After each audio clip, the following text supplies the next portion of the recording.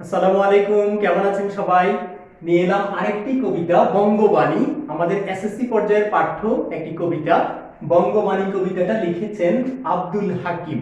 এই কবিতাটা আমাদের পাঠ্য বইয়ের সবচেয়ে আগের কবিতা, অর্থাৎ এত আগের কোনো কবি আর আমাদের পাঠ্য বইতে নেই। তো আব্দুল হাকিম এই কবিতাটা লিখেছেন। তিনি অনেক প্রাচীন এবং এই কবিতাটার একটা মহান গুরুত্ব আছে, যে কারণে অনেক আগে রচিত হলেও এটা এখনো আমরা পড়ছি। আমরা আজকের ক্লাসের মাধ্যমে সেটা জানবো এবং এই কবিতাটা পড়তে গিয়ে আমাদের একটু খটকা লাগে। ভাষাটা কেমন অপরিচিত মনে হয়, কেমন মনে হয় যে চিনতে পারছি না, শব্দগুলো বুঝতে পারছি না। তো আশা করি আজকের ক্লাসটা শেষ করার পর এই সমস্যাগুলো কেটে যাবে। তো সবাইকে ক্লাসটা শেষ পর্যন্ত দেখার অনুরোধ করছি। কবিতাটা লিখেছেন আব্দুল হাকিম। বাংলা সাহিত্যের বর্তমান সময়ে যেগুলো পাঠ্য আছে তাদের মধ্যে সবচেয়ে আগের কবি। তিনি জন্মগ্রহণ করেছেন 1620 সালে, মৃত্যুবরণ করেছেন 1690। অনেক আগের কথা, অর্থাৎ তখন ছিল বাংলা সাহিত্যের মধ্যযুগ। বাংলা সাহিত্যকে তিনটা ভাগে ভাগ করা হয়েছে: প্রাচীন যুগ, মধ্যযুগ আর হচ্ছে আধুনিক যুগ। এখন আধুনিক যুগ, এটা আর কাউকে বলে দিতে হবে না। তাহলে প্রাচীন যুগ কখন ছিল? 650 থেকে 1200 পর্যন্ত প্রাচীন যুগ, 1201 থেকে 1800 পর্যন্ত মধ্যযুগ। এই সময়ের কবি হচ্ছেন আব্দুল হাকিম। আর 1801 থেকে বর্তমান পর্যন্ত হচ্ছে আধুনিক যুগ। এই সময়ের কবি, আমাদের অধিকাংশ কবি হচ্ছে আধুনিক যুগের কবি। তো মধ্যযুগে জন্মগ্রহণ করেও আব্দুল হাকিম মধ্যযুগের যেটা সহজ প্রবণতা ছিল সেটা হচ্ছে হিন্দুরা হিন্দু ধর্ম নিয়ে লিখবে, হিন্দু ধর্মের ঐতিহ্য নিয়ে লিখবে, মুসলমানরা মুসলমান ধর্মের ঐতিহ্য নিয়ে লিখবে, ধর্মীয় বিষয়গুলো লিখবে। তো আব্দুল হাকিমও যে কবিতাগুলো লিখেছেন, ইউসুফ জুলেখা তার একটা কাব্যগ্রন্থ, বুঝাই যাচ্ছে নাম শুনেই যে এটা ইসলাম ধর্মের ঐতিহ্য নিয়ে লেখা হয়েছে। তারপর একটা হচ্ছে কারবালা, এটাও বোঝা যাচ্ছে হাসান হুসেনের কাহিনী। ইউসুফ জুলেখা, ইউসুফ আমাদের একজন নবী ইসলাম ধর্মের। তারপর যেটা লিখেছেন নূরনামা। এই নূরনামাটা আমাদের জন্য খুবই ইম্পর্টেন্ট, কারণ আমাদের বঙ্গবাণী কবিতাটা এই নূরনামা কাব্যগ্রন্থ থেকে নেওয়া হয়েছে। এই নূরনামা কাব্যের বঙ্গবাণী কবিতার জন্য আব্দুল হাকিম এখনো পর্যন্ত সগৌরবে বাংলা সাহিত্যে টিকে আছেন। তো আব্দুল হাকিমের এই বঙ্গবাণী কবিতায় তার যে একটা অনুপম ব্যক্তিত্বের পরিচয় পাওয়া গেছে, সেটাই সকলকে মুগ্ধ করেছে। ব্যক্তিত্বের পরিচয় কিভাবে? আমি যখন আমার পরিচয় বলবো, আমি ঠিক যেভাবে আছি, আমি যার সন্তান, আমার পিতা মাতার পরিচয়, আমার দেশের পরিচয়, আমার ভাষার পরিচয়, সমস্ত কিছু যদি আমি গর্বের সাথে বলতে পারি, তাহলে এটাই আমার ব্যক্তিত্বের পরিচায়ক। অর্থাৎ যদি আমি নিজেকে নিয়ে সংকোচ বোধ করি, নিজের বিষয়গুলো প্রকাশ করতে না চাই, তাহলে কিন্তু আমি নিজের কাছে নিজেই ছোট হয়ে যাব। তো আব্দুল হাকিম এমন একজন কবি যে মধ্যযুগে জন্মগ্রহণ করেও নিজের আত্মপরিচয় গর্বের সাথে দিয়েছেন, এবং সেটা দিয়েছেন তিনি আমাদের এই পাঠ্যভুক্ত বঙ্গবাণী কবিতার মাধ্যমে। বঙ্গবাণী কবিতাটা কেন লিখেছেন? প্রথম দিকে মধ্যযুগের একটা বৈশিষ্ট্য ছিল, কবিরা প্রথমেই বলে নিতেন কেন কবিতাটা তিনি লিখছেন। তো প্রথমেই তিনি বলেছেন, তখনকার সাধারণ মানুষ তারা বাংলায় কথা বলতো। বাঙালি, এই সাধারণ মানুষগুলো ছিল বাঙালি, তারা বাংলায় কথা বলতো। কিন্তু উচ্চশিক্ষিত মুসলিমরা আরবি ফার্সি ভাষায় লিখতো।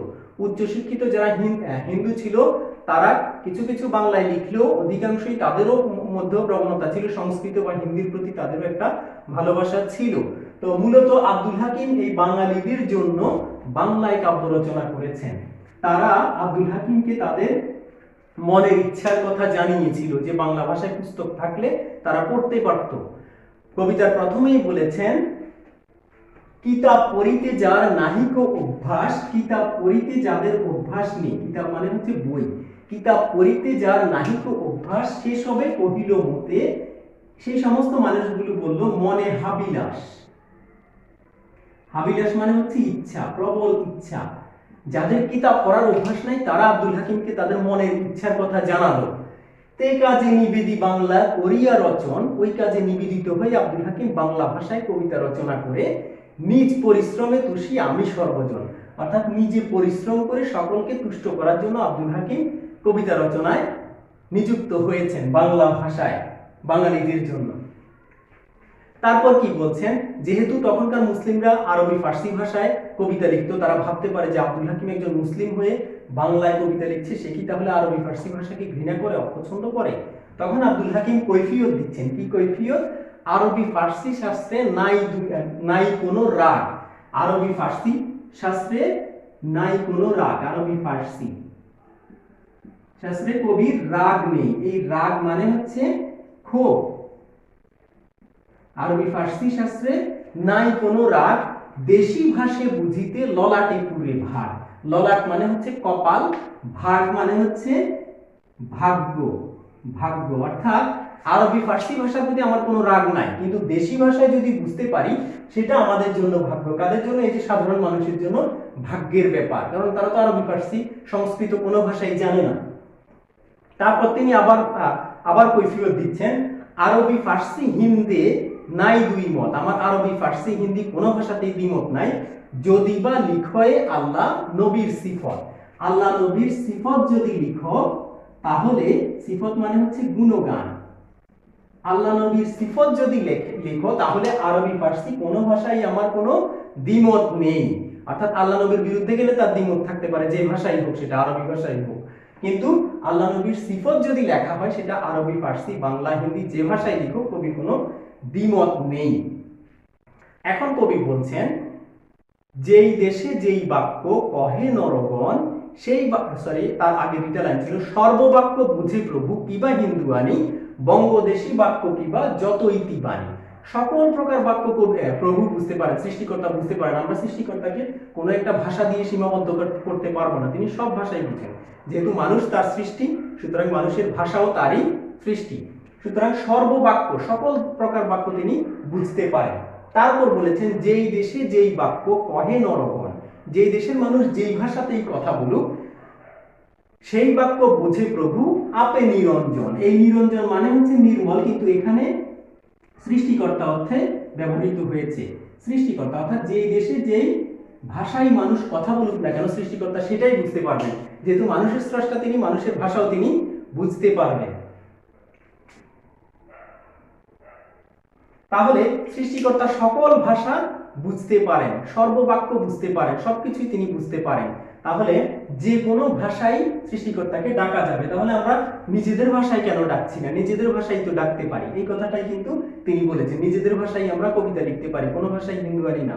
তাহলে কারা ভাষা বাংলা ভাষাকে হিন্দুয়ানি বলছেন? এখন কবি সেটা বলবেন।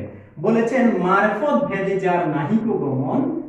মারফত, মারফত মানে হচ্ছে গভীর চিন্তার মাধ্যমে আল্লাহকে বুঝার চেষ্টা করা বা সৃষ্টিকর্তাকে বুঝার চেষ্টা। গভীর চিন্তার মাধ্যমে সৃষ্টিকর্তাকে বুঝা, অর্থাৎ গভীর চিন্তার মাধ্যমে সৃষ্টিকর্তাকে অন্তরে অনুভব করার কথা বলেছেন।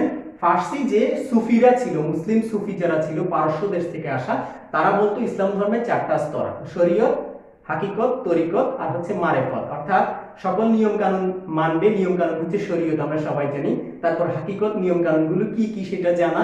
তরিকত হচ্ছে নিয়ম কানুনগুলো কেন দেওয়া হয়েছে সেটা জানা।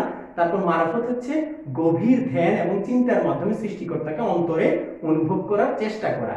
তো তাহলে এই মারফত মানে গভীর চিন্তার মাধ্যমে যদি আমরা দেখি তাহলে বুঝতে পারবো। অনেকেই আমাদের মগজের সীমাবদ্ধতার কারণে, বুদ্ধির সীমাবদ্ধতার কারণে আমরা বলে থাকি যে হয়তো আরবিটাই হচ্ছে আল্লাহর ভাষা, আল্লাহ হয়তো কবরে আরবিতে প্রশ্ন করবেন, বা আল্লাহ হয়তো সব কথা আরবিতেই বলবেন। কিন্তু আমরা কি জানি যে আল্লাহর যে 104টা কিতাব আছে তার মধ্যে মাত্র একটা আরবিতে আর বাকি 103টাই অন্যান্য ভাষায়?